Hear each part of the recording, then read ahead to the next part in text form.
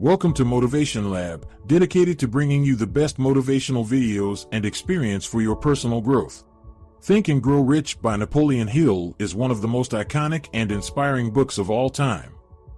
This timeless masterpiece has helped millions achieve success and abundance in all areas of life with practical tips and powerful stories. Whether you're an entrepreneur or simply seeking purpose and abundance, join us as we dive into this book and discover the secrets to success and wealth that have inspired generations of readers. Think and Grow Rich by Napoleon Hill. Chapter 3. Faith, Visualization of, and Belief in Attainment of Desire. The second step toward riches. Faith is the head chemist of the mind. When faith is blended with the vibration of thought, the subconscious mind instantly picks up the vibration, translates it into its spiritual equivalent, and transmits it to infinite intelligence, as in the case of prayer. The emotions of faith, love, and sex are the most powerful of all the major positive emotions. When the three are blended, they have the effect of coloring the vibration of thought in such a way that it instantly reaches the subconscious mind, where it is changed into its spiritual equivalent, the only form that induces a response from infinite intelligence. Love and faith are psychic, related to the spiritual side of man. Sex is purely biological, and related only to the physical.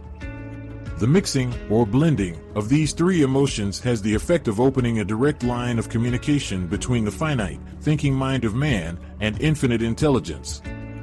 How to develop faith. There comes, now, a statement which will give a better understanding of the importance the principle of autosuggestion assumes in the transmutation of desire into its physical, or monetary equivalent. Namely, faith is a state of mind which may be induced, or created, by affirmation or repeated instructions to the subconscious mind, through the principle of autosuggestion. As an illustration, consider the purpose for which you are, presumably, reading this book. The object is, naturally, to acquire the ability to transmute the tangible thought impulse of desire into its physical counterpart, money. By following the instructions laid down in the chapters on autosuggestion and the subconscious mind, as summarized in the chapter on autosuggestion, you may convince the subconscious mind that you believe you will receive that for which you ask, and it will act upon that belief, which your subconscious mind passes back to you in the form of faith, followed by definite plans for procuring that which you desire. The method by which one develops faith, where it does not already exist, is extremely difficult to describe, almost as difficult, in fact, as it would be to describe the color of red to a blind man who has never seen color, and has nothing with which to compare what you describe to him. Faith is a state of mind which you may develop at will, after you have mastered the 13 principles, because it is a state of mind which develops voluntarily, through application and use of these principles. Repetition of affirmation of orders to your subconscious mind is the only known method of voluntary development of the emotion of faith. Perhaps the meaning may be made clearer through the following explanation as to the way men sometimes become criminals. Stated in the words of a famous criminologist, when men first come into contact with crime, they abhor it. If they remain in contact with crime for a time, they become accustomed to it and endure it. If they remain in contact with it long enough, they finally embrace it, and become influenced by it. This is the equivalent of saying that any impulse of thought which is repeatedly passed on to the subconscious mind is, finally, accepted and acted upon by the subconscious mind, which proceeds to translate that impulse into its physical equivalent, by the most practical procedure available. In connection with this, consider again the statement, all thoughts which have been emotionalized, given feeling, and mixed with faith, begin immediately to translate themselves into their physical equivalent or counterpart. The emotions, or the feeling portion of thoughts, are the factors which give thoughts vitality, life, and action. The emotions of faith, love, and sex, when mixed with any thought impulse, give it greater action than any of these emotions can do singly. Not only thought impulses which have been mixed with faith, but those which have been mixed with any of the positive emotions, or any of the negative emotions, may reach and influence the subconscious mind. From this statement, you will understand that the subconscious mind will translate into its physical equivalent a thought impulse of a negative or destructive nature, just as readily as it will act upon thought impulses of a positive or constructive nature. This accounts for the strange phenomenon which so many millions of people experience, referred to as misfortune or bad luck. There are millions of people who believe themselves doomed to poverty and failure because of some strange force over which they believe they have no control. They are the creators of their own misfortunes because of this negative belief, which is picked up by the subconscious mind and translated into its physical equivalent. This is an appropriate place at which to suggest again that you may benefit by passing on to your subconscious mind any desire which you wish translated into its physical or monetary equivalent in a state of expectancy or belief that the transmutation will actually take place. Your belief or faith is the element which determines the action of your subconscious mind. There is nothing to hinder you from deceiving your subconscious mind when giving it instructions through autosuggestion, as I deceived my son's subconscious mind. To make this deceit more realistic, conduct yourself just as you would if you were already in possession of the material thing which you are demanding when you call upon your subconscious mind. The subconscious mind will transmute into its physical equivalent, by the most direct and practical media available, any order which is given to it in a state of belief or faith that the order will be carried out. Surely, enough has been stated to give a starting point from which one may, through experiment and practice, acquire the ability to mix faith with any order given to the subconscious mind. Perfection will come through practice. It cannot come by merely reading instructions. If it be true that one may become a criminal by association with crime, and this is a known fact, it is equally true that one may develop faith by voluntarily suggesting to the subconscious mind that one has faith. The mind comes, finally, to take on the nature of the influences which dominate it. Understand this truth, and you will know why it is essential for you to encourage the positive emotions as dominating forces of your mind, and discourage and eliminate negative emotions. A mind dominated by positive emotions becomes a favorable abode for the state of mind known as faith. A mind so dominated may, at will, give the subconscious mind instructions which it will accept and act upon immediately. Faith is a state of mind which may be induced by autosuggestion all down the ages. The religionists have admonished struggling humanity to have faith in this, that, and the other dogma or creed, but they have failed to tell people how to have faith. They have not stated that faith is a state of mind, and that it may be induced by self-suggestion. In language which any normal human being can understand, we will describe all that is known about the principle through which faith may be developed, where it does not already exist. Have faith in yourself, faith in the infinite. Before we begin, you should be reminded again that faith is the eternal elixir which gives life, power, and action to the impulse of thought. The foregoing sentence is worth reading a second time, and a third, and a fourth. It is worth reading aloud. Faith is the starting point of all accumulation of riches. Faith is the basis of all miracles, and all mysteries which cannot be analyzed by the rules of science. Faith is the only known antidote for failure. Faith is the element, the chemical, which, when mixed with prayer, gives one direct communication with infinite intelligence. Faith is the element which transforms the ordinary vibration of thought, created by the finite mind of man, into the spiritual equivalent. Faith is the only agency through which the cosmic force of infinite intelligence can be harnessed and used by man. Every one of the foregoing statements is capable of proof. The proof is simple and easily demonstrated. It is wrapped up in the principle of autosuggestion. Let us center our attention, therefore, upon the subject of self-suggestion and find out what it is and what it is capable of achieving. It is a well-known fact that one comes, finally, to believe whatever one repeats to oneself, whether the statement be true or false. If a man repeats a lie over and over, he will eventually accept the lie as truth. Moreover, he will believe it to be the truth. Every man is what he is, because of the dominating thoughts which he permits to occupy his mind. Thoughts which a man deliberately places in his own mind, and encourages with sympathy, and with which he mixes any one or more of the emotions, constitute the motivating forces, which direct and control his every movement, act, and deed. Comes, now, a very significant statement of truth. thoughts which are mixed with any of the feelings of emotions, constitute a magnetic force which attracts, from the vibrations of the ether, other similar or related thoughts. A thought thus magnetized with emotion may be compared to a seed which, when planted in fertile soil, germinates, grows, and multiplies itself over and over again, until that which was originally one small seed, becomes countless millions of seeds of the same brand. The ether is a great cosmic mass of eternal forces of vibration. It is made up of both destructive vibrations and constructive vibrations. It carries, at all times, vibrations of fear, poverty, disease, failure, misery, and vibrations of prosperity, health, success, and happiness, just as surely as it carries the sound of hundreds of orchestrations of music and hundreds of human voices, all of which maintain their own individuality and means of identification through the medium of radio. From the great storehouse of the ether, the human mind is constantly attracting vibrations which harmonize with that which dominates the human mind.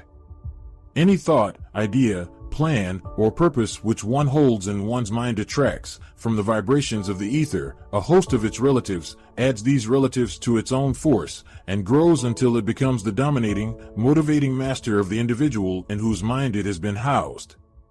Now, let us go back to the starting point and become informed as to how the original seed of an idea, plan, or purpose may be planted in the mind. The information is easily conveyed. Any idea, plan, or purpose may be placed in the mind through repetition of thought. This is why you are asked to write out a statement of your major purpose or definite chief aim, commit it to memory, and repeat it in audible words, day after day, until these vibrations of sound have reached your subconscious mind. We are what we are, because of the vibrations of thought which we pick up and register, through the stimuli of our daily environment. Resolve to throw off the influences of any unfortunate environment, and to build your own life to order. Taking inventory of mental assets and liabilities, you will discover that your greatest weakness is lack of self-confidence. This handicap can be surmounted, and timidity translated into courage, through the aid of the principle of autosuggestion. The application of this principle may be made through a simple arrangement of positive thought impulses stated in writing, memorized, and repeated, until they become a part of the working equipment of the subconscious faculty of your mind. Self-confidence formula first. I know that I have the ability to achieve the object of my definite purpose in life. Therefore, I demand of myself persistent, continuous action toward its attainment, and I here and now promise to render such action. Second, I realize the dominating thoughts of my mind will eventually reproduce themselves in outward, physical action, and gradually transform themselves into physical reality. Therefore, I will concentrate my thoughts for 30 minutes daily upon the task of thinking of the person I intend to become, thereby creating in my mind a clear mental picture of that person. Third, I know through the principle of autosuggestion, any desire that I persistently hold in my mind will eventually seek expression through some practical means of attaining the object back of it. Therefore, I will devote 10 minutes daily to demanding of myself the development of self-confidence. Fourth, I have clearly written down a description of my definite chief aim in life, and I will never stop trying until I shall have developed sufficient self-confidence for its attainment. Fifth, I fully realize that no wealth or position can long endure, unless built upon truth and justice. Therefore, I will engage in no transaction which does not benefit all whom it affects. I will succeed by attracting to myself the forces I wish to use, and the cooperation of other people. I will induce others to serve me, because of my willingness to serve others. I will eliminate hatred, envy, jealousy, selfishness, and cynicism by developing love for all humanity, because I know that a negative attitude toward others can never bring me success. I will cause others to believe in me, because I will believe in them and in myself. I will sign my name to this formula, commit it to memory, and repeat it aloud once a day, with full faith that it will gradually influence my thoughts and actions so that I will become a self-reliant and successful person. Back of this formula is a law of nature which no man has yet been able to explain. It has baffled the scientists of all ages. The psychologists have named this law autosuggestion and let it go at that. The name by which one calls this law is of little importance. The important fact about it is, it works for the glory and success of mankind if it is used constructively. On the other hand, if used destructively, it will destroy just as readily. In this statement may be found a very significant truth, namely, that those who go down in defeat and end their lives in poverty, misery, and distress do so because of negative application of the principle of autosuggestion. The cause may be found in the fact that all impulses of thought have a tendency to clothe themselves in their physical equivalent. The subconscious mind, the chemical laboratory in which all thought impulses are combined and made ready for translation into physical reality, makes no distinction between constructive and destructive thought impulses. It works with the material we feed it, through our thought impulses. The subconscious mind will translate into reality a thought driven by fear just as readily as it will translate into reality a thought driven by courage or faith. The pages of medical history are rich with illustrations of cases of suggestive suicide. A man may commit suicide through negative suggestion, just as effectively as by any other means. In a Midwestern city, a man by the name of Joseph Grant, a bank official, borrowed a large sum of the bank's money without the consent of the directors. He lost the money through gambling. One afternoon, the bank examiner came and began to check the accounts.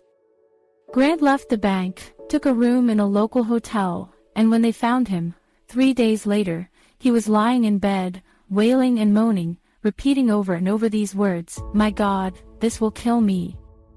I cannot stand the disgrace." In a short time he was dead. The doctors pronounced the case one of mental suicide.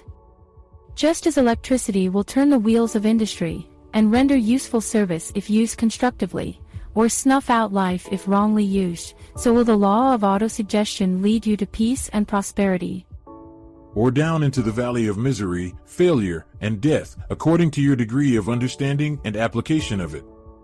If you fill your mind with fear, doubt, and unbelief in your ability to connect with and use the forces of infinite intelligence, the law of auto-suggestion will take this spirit of unbelief and use it as a pattern by which your subconscious mind will translate it into its physical equivalent. This statement is as true as the statement that 2 and 2 are 4. Like the wind which carries one ship east and another west, the law of autosuggestion will lift you up or pull you down, according to the way you set your sails of thought. The law of autosuggestion, through which any person may rise to altitudes of achievement which stagger the imagination, is well described in the following verse: "If you think you are beaten, you are. If you think you dare not, you don't. If you like to win, but you think you can't, it is almost certain you won't." If you think you'll lose, you're lost, for out of the world we find, success begins with a fellow's will. It's all in the state of mind. If you think you are outclassed, you are. You've got to think high to rise. You've got to be sure of yourself before you can ever win a prize. Life's battles don't always go to the stronger or faster man, but soon or late the man who wins is the man who thinks he can. Observe the words which have been emphasized, and you will catch the deep meaning which the poet had in mind. Somewhere in your makeup, perhaps in the cells of your brain, there lies sleeping the seed of achievement which, if aroused and put into action, would carry you to heights such as you may never have hoped to attain. Just as a master musician may cause the most beautiful strains of music to pour forth from the strings of a violin, so may you arouse the genius which lies asleep in your brain, and cause it to drive you upward to whatever goal you may wish to achieve. Abraham Lincoln was a failure at everything he tried, until he was well past the age of 40. He was a Mr. Nobody from nowhere, until a great experience came into his life, aroused the sleeping genius within his heart and brain, and gave the world one of its really great men. That experience was mixed with the emotions of sorrow and love. It came to him through Anne Rutledge, the only woman whom he ever truly loved. It is a known fact that the emotion of love is closely akin to the state of mind known as faith, and this for the reason that love comes very near to translating one's thought impulses into their spiritual equivalent. During his work of research, the author discovered, from the analysis of the life work and achievements of hundreds of men of outstanding accomplishment, that there was the influence of a woman's love back of nearly every one of them. The emotion of love, in the human heart and brain, creates a favorable field of magnetic attraction, which causes an influx of the higher and finer vibrations which are afloat in the ether. If you wish evidence of the power of faith, study the achievements of men and women who have employed it. At the head of the list comes the Nazarene. Christianity is the greatest single force which influences the minds of men. The basis of Christianity is faith, no matter how many people may have perverted or misinterpreted the meaning of this great force, and no matter how many dogmas and creeds have been created in its name, which do not reflect its tenets. The sum and substance of the teachings and the achievements of Christ, which may have been interpreted as miracles, were nothing more nor less than faith. If there are any such phenomena as miracles, they are produced only through the state of mind known as faith. Some teachers of religion, and many who call themselves Christians, neither understand nor practice faith. Let us consider the power of faith, as it is now being demonstrated by a man who is well known to all of civilization, Mahatma Gandhi, of India.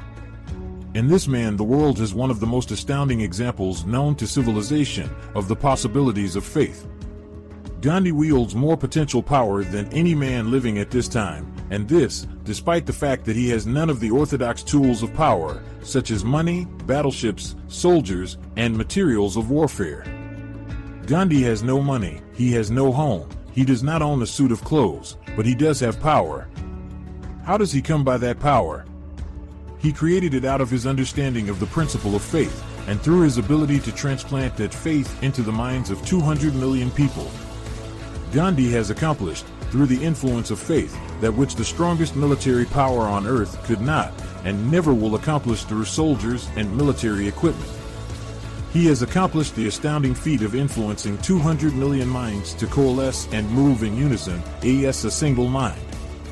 What other force on earth, except faith, could do as much? There will come a day when employees as well as employers will discover the possibilities of faith. That day is dawning. The whole world has had ample opportunity, during the recent business depression, to witness what the lack of faith will do to business. Surely, civilization has produced a sufficient number of intelligent human beings to make use of this great lesson which the depression has taught the world. During this depression, the world had evidence in abundance that widespread fear will paralyze the wheels of industry and business. Out of this experience will arise leaders in business and industry who will profit by the example which Gandhi has set for the world, and they will apply to business the same tactics which he has used in building the greatest following known in the history of the world. These leaders will come from the rank and file of the unknown men, who now labor in the steel plants, the coal mines, the automobile factories, and in the small towns and cities of America. Business is due for a reform, make no mistake about this. The methods of the past, based upon economic combinations of force and fear, will be supplanted by the better principles of faith and cooperation. Men who labor will receive more than daily wages, they will receive dividends from the business, the same as those who supply the capital for business, but first they must give more to their employers, and stop this bickering and bargaining by force at the expense of the public. They must earn the right to dividends. Moreover, and this is the most important thing of all, they will be led by leaders who will understand and apply the principles employed by Mahatma Gandhi. Only in this way may leaders get from their followers the spirit of full cooperation which constitutes power in its highest and most enduring form. This stupendous machine age in which we live, and from which we are just emerging, has taken the soul out of men. Its leaders have driven men as though they were pieces of cold machinery. They were forced to do so by the employees who have bargained, at the expense of all concerned, to get and not to give.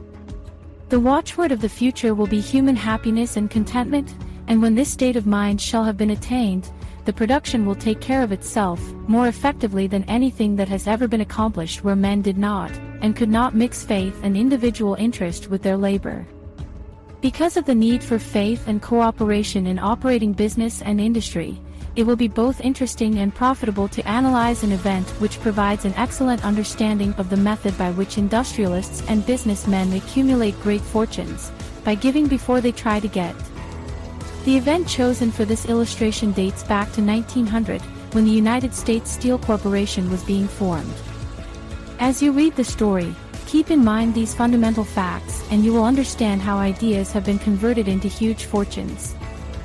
First, the huge United States Steel Corporation was born in the mind of Charles M. Schwab, in the form of an idea he created through his imagination. Second, he mixed faith with his idea.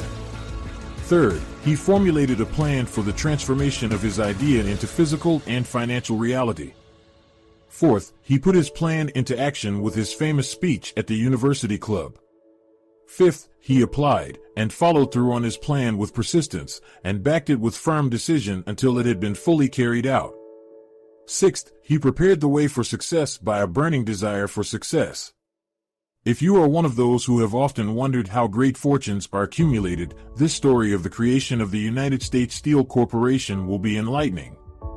If you have any doubt that men can think and grow rich, this story should dispel that doubt, because you can plainly see in the story of the United States Steel the application of a major portion of the 13 principles described in this book.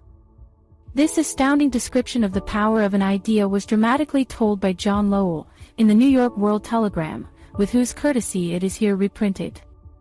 A pretty after-dinner speech for $1 billion, when, on the evening of December 12, 1900, some 80 of the nation's financial nobility gathered in the banquet hall of the University Club on Fifth Avenue to do honor to a young man from out of the West. Not half a dozen of the guests realized they were to witness the most significant episode in American industrial history. J. Edward Simmons and Charles Stuart Smith, their hearts full of gratitude for the lavish hospitality bestowed on them by Charles M. Schwab during a recent visit to Pittsburgh, had arranged the dinner to introduce the 38-year-old steel man to Eastern banking society. But they didn't expect him to stampede the convention. They warned him, in fact, that the bosoms within New York stuffed shirts would not be responsive to oratory, and that, if he didn't want to bore the Stillmans and Harrimans and Vanderbilts, he had better limit himself to 15 or 20 minutes of polite vaporings and let it go at that. Even John Pierpont Morgan, sitting on the right hand of Schwab as became his imperial dignity, intended to grace the banquet table with his presence only briefly. And so far as the press and public were concerned, the whole affair was of so little moment that no mention of it found its way into print the next day. So the two hosts and their distinguished guests ate their way through the usual 7 or 8 courses. There was little conversation, and what there was of it was restrained. Few of the bankers and brokers had met Schwab, whose career had flowered along the banks of the Monongahela, and none knew him well. But before the evening was over, they, and with them Moneymaster Morgan, were to be swept off their feet, and $1 billion baby, the United States Steel Corporation, was to be conceived. It is perhaps unfortunate, for the sake of history, that no record of Charlie Schwab's speech at the dinner ever was made. He repeated some parts of it at a later date during a similar meeting of Chicago bankers. And still later, when the government brought suit to dissolve the Steel Trust, he gave his own version, from the witness stand, of the remarks that stimulated Morgan into a frenzy of financial activity. It is probable, however, that it was a homely speech, somewhat ungrammatical, for the niceties of language never bothered Schwab, full of epigram and threaded with wit. But aside from that, it had a galvanic force and effect upon the 5 billions of estimated capital that was represented by the diners. After it was over and the gathering was still under its spell, although Schwab had talked for 90 minutes, Morgan led the orator to a recessed window where, dangling their legs from the high, uncomfortable seat, they talked for an hour more. The magic of the Schwab personality had been turned on, full force, but what was more important and lasting was the full-fledged, clear-cut program he laid down for the aggrandizement of steel. Many other men had tried to interest Morgan in slapping together a steel trust after the pattern of the biscuit, wire and hoop, sugar, rubber, whiskey, oil, or chewing gum combinations. John W. Gates, the gambler, had urged it, but Morgan distrusted him. The Moore boys, Bill and Jim, Chicago stock jobbers who had glued together a match trust and a cracker corporation, had urged it and failed. Elbert H. Gary, the sanctimonious country lawyer, wanted to foster it, but he wasn't big enough to be impressive. Until Schwab's eloquence took J. P. Morgan to the heights from which he could visualize the solid results of the most daring financial undertaking ever conceived, the project was regarded as a delirious dream of easy money crackpots. The financial magnetism that began, a generation ago, to attract thousands 106 of small and sometimes inefficiently managed companies into large and competition-crushing combinations, had become operative in the steel world through the devices of that jovial business pirate, John W. Gates. Gates already had formed the American Steel and Wire Company out of a chain of small concerns, and together with Morgan had created the Federal Steel Company. The National Tube and American Bridge Companies were two more Morgan concerns, and the Moore brothers had forsaken the match and cookie business to form the American Group, Tin Plate, Steel Hoop, Sheet Steel, and the National Steel Company. But by the side of Andrew Carnegie's gigantic vertical trust, a trust owned and operated by 53 partners, those other combinations were picayune. They might combine to their heart's content, but the whole lot of them couldn't make a dent in the Carnegie organization, and Morgan knew it. The eccentric old Scot knew it, too. From the magnificent heights of Skibo Castle he had viewed, first with amusement and then with resentment, the attempts of Morgan's smaller companies to cut into his business. When the attempts became too bold, Carnegie's temper was translated into anger and retaliation. He decided to duplicate every mill owned by his rivals. Hitherto, he hadn't been interested in wire, pipe, hoops, or sheet. Instead, he was content to sell such companies the raw steel and let them work it into whatever shape they wanted. Now, with Schwab as his chief and able lieutenant, he planned to drive his enemies to the wall. So it was that in the speech of Charles M. Schwab, Morgan saw the answer to his problem of combination. A trust without Carnegie, giant of them all, would be no trust at all, a plum pudding, as one writer said, without the plums. Schwab's speech on the night of December 12, 1900, undoubtedly carried the inference, though not the pledge, that the vast Carnegie enterprise could be brought under the Morgan tent. He talked of the world future for steel, of reorganization for efficiency, of specialization, of the scrapping of unsuccessful mills and concentration of effort on the flourishing properties, of economies in the ore traffic, of economies in overhead and administrative departments, of capturing foreign markets. More than that, he told the buccaneers among them wherein lay the errors of their customary piracy. Their purposes, he inferred, had been to create monopolies, or raise prices, and pay themselves fat dividends out of privilege. Schwab condemned the system in his heartiest manner. The short-sightedness of such a policy, he told his hearers, lay in the fact that it restricted the market in an era when everything cried for expansion.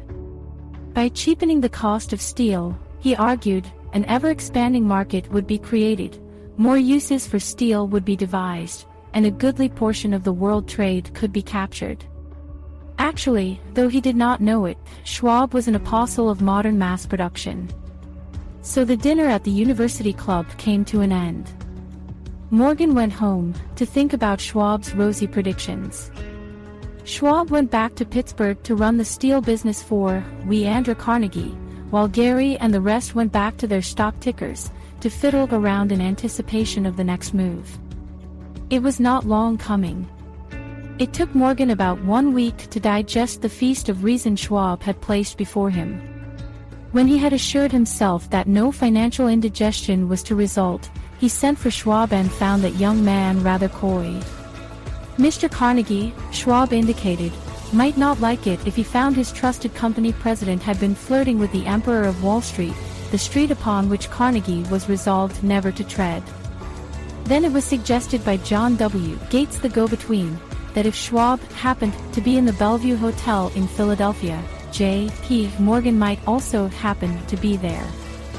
When Schwab arrived, however, Morgan was inconveniently ill at his New York home, and so, on the elder man's pressing invitation, Schwab went to New York and presented himself at the door of the financier's library. Now certain economic historians have professed the belief that from the beginning to the end of the drama, the stage was set by Andrew Carnegie, that the dinner to Schwab, the famous speech, the Sunday night conference between Schwab and the Money King, were events arranged by the canny Scott. The truth is exactly the opposite. When Schwab was called in to consummate the deal, he didn't even know whether the little boss, as Andrew was called, would so much as listen to an offer to sell, particularly to a group of men whom Andrew regarded as being endowed with something less than holiness. But Schwab did take into the conference with him, in his own handwriting, 6 sheets of copperplate figures, representing to his mind the physical worth and the potential earning capacity of every steel company he regarded as an essential star in the new metal firmament. 4 men pondered over these figures all night. The chief, of course, was Morgan, steadfast in his belief in the divine right of money. With him was his aristocratic partner, Robert Bacon, a scholar and a gentleman. The third was John W. Gates, whom Morgan scorned as a gambler and used as a tool. The fourth was Schwab, who knew more about the processes of making and selling steel than any whole group of men then living. Throughout that conference, the Pittsburghers' figures were never questioned. If he said a company was worth so much, then it was worth that much and no more. He was insistent, too, upon including in the combination only those concerns he nominated. He had conceived a corporation in which there would be no duplication, not even to satisfy the greed of friends who wanted to unload their companies upon the broad Morgan shoulders. Thus he left out, by design, a number of the larger concerns upon which the walruses and carpenters of Wall Street had cast hungry eyes. When dawn came, Morgan rose and straightened his back. Only one question remained. "Do you think you can persuade Andrew Carnegie to sell?" he asked. "I can try," said Schwab.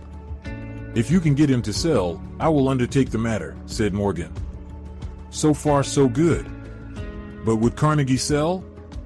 How much would he demand? Schwab thought about $320 million. What would he take payment in? Common or preferred stocks? Bonds? Cash? Nobody could raise $350 million in cash. There was a golf game in January on the frost-cracking heath of the St. Andrews Links in Westchester, with Andrew bundled up in sweaters against the cold, and Charlie talking volubly, as usual, to keep his spirits up. But no word of business was mentioned until the pair sat down in the cozy warmth of the Carnegie cottage hard by. Then, with the same persuasiveness that had hypnotized 80 millionaires at the University Club, Schwab poured out the glittering promises of retirement and comfort, of untold millions to satisfy the old man's social caprices. Carnegie capitulated, wrote a figure on a slip of paper, handed it to Schwab and said, "All right, that's what we'll sell for." The figure was approximately $400 million, and was reached by taking the $320 million mentioned by Schwab as a basic figure, and adding to it $80 million to represent the increased capital value over the previous 2 years. Later, on the deck of a transatlantic liner, the Scotsman said ruefully to Morgan, "I wish I had asked you for $100 million more." "If you had asked for it, you'd have gotten it," Morgan told him cheerfully. There was an uproar, of course. A British correspondent cabled that the foreign steel world was appalled by the gigantic combination. President Hadley, of Yale, declared that unless trusts were regulated, the country might expect an emperor in Washington within the next 25 years. But that able stock manipulator, Keene, went at his work of shoving the new stock at the public so vigorously that all the excess water, estimated by some at nearly $600 million, was absorbed in a twinkling. So Carnegie had his millions, and the Morgan Syndicate had $62 million for all its trouble, and all the boys, from Gates to Gary, had their millions. The 38-year-old Schwab had his reward. He was made president of the new corporation and remained in control until 1930. The dramatic story of big business, which you have just finished, was included in this book, because it is a perfect illustration of the method by which desire can be transmuted into its physical equivalent. I imagine some readers will question the statement that a mere, intangible desire can be converted into its physical equivalent. Doubtless some will say, you cannot convert nothing into something. The answer is in the story of United States Steel. That giant organization was created in the mind of one man. The plan by which the organization was provided with the steel mills that gave it financial stability was created in the mind of the same man. His faith, his desire, his imagination, his persistence were the real ingredients that went into United States Steel. The steel mills and mechanical equipment acquired by the corporation, after it had been brought into legal existence, were incidental, but careful analysis will disclose the fact that the appraised value of the properties acquired by the corporation increased in value by an estimated $600 million, by the mere transaction which consolidated them under one management. In other words, Charles M. Schwab's idea, plus the faith with which he conveyed it to the minds of J. P. Morgan and the others, was marketed for a profit of approximately $600 million. Not an insignificant sum for a single idea. What happened to some of the men who took their share of the millions of dollars of profit made by this transaction, is a matter with which we are not now concerned. The important feature of the astounding achievement is that it serves as unquestionable evidence of the soundness of the philosophy described in this book, because this philosophy was the warp and the woof of the entire transaction. Moreover, the practicability of the philosophy has been established by the fact that the United States Steel Corporation prospered and became one of the richest and most powerful corporations in America, employing thousands of people, developing new uses for steel, and opening new markets, thus proving that the $600 million in profit which the Schwab idea produced was earned. Riches begin in the form of thought. The amount is limited only by the person in whose mind the thought is put into motion. Faith removes limitations. Remember this when you are ready to bargain with life for whatever it is that you ask as your price for having passed this way. Remember, also, that the man who created the United States Steel Corporation was practically unknown at the time. He was merely Andrew Carnegie's Man Friday until he gave birth to his famous idea. After that he quickly rose to a position of power, fame, and riches. There are no limitations to the mind except those we acknowledge. Both poverty and riches are the offspring of thought. Thanks for visiting MotivationLab, dedicated to bringing you the best motivational videos and experience for your personal growth. Like, share, and subscribe for more motivational content.